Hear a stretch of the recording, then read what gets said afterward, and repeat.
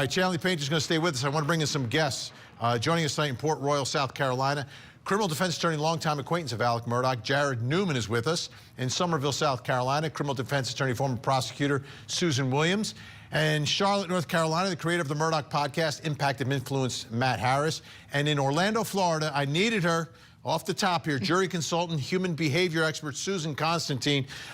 Susan, I want to start with you just to get your reaction to Alex Murdaugh in the courtroom. I put that whole thing up at the top of the show here. He knows if he did it. What did you see from the way he was reacting to those very graphic descriptions of the brutal murders of his son and his wife? Yes, and you know, he does know what happened. So what I'm looking at is, as he's listening to this information being delivered to the jury, I'm watching exactly at those moments what his reactions are at that time.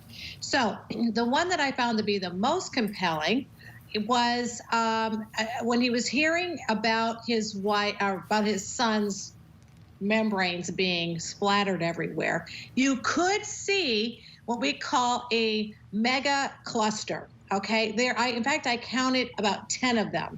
And it was between the chin dimpling and the tongue poke, which usually is when there's a lot of emotional distress around the face, shaking his head back and forth. This was really more of a rocking, self-soothing gesture. With that, you could see that his eyebrows were more pinched. And it's not that this picture right here where we see it's further on. His head is down. At moments you saw his face flushing. Right here, what we're looking at, you see him touching his nose, thinking that there's actually something that's dripping there, but he doesn't really show any sense of tears at this moment.